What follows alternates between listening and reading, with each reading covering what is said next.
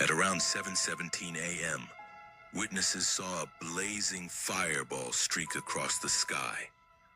It was brighter than the sun. Moments later, a shockwave slammed into the ground. The force flattened over 80 million trees across 800 square miles of forest. Imagine an explosion powerful enough to destroy a city in the middle of one of the most remote places on Earth. Hunters and villagers reported the sky glowing for hours afterward.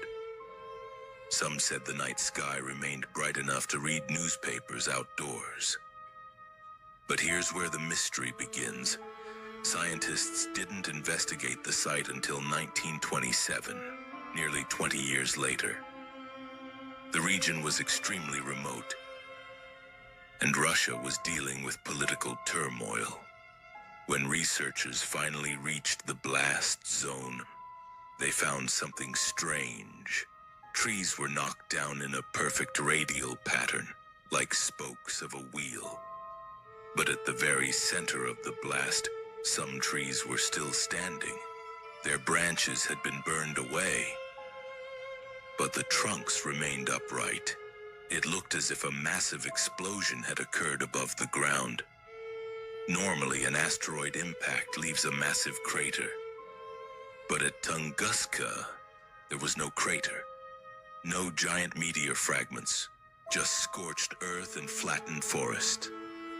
This led scientists to believe an asteroid or comet exploded in the atmosphere before hitting the ground. This type of explosion is called an airburst, but the estimated energy release was staggering. Modern calculations suggest the blast was 10 to 15 megatons. That's up to 1,000 times more powerful than the Hiroshima atomic bomb. Some witnesses reported even stranger details. They described the object in the sky as cylindrical. Others said it changed direction before the explosion. There were also reports of magnetic disturbances in the atmosphere afterward. And some trees near the site showed abnormal growth patterns for years.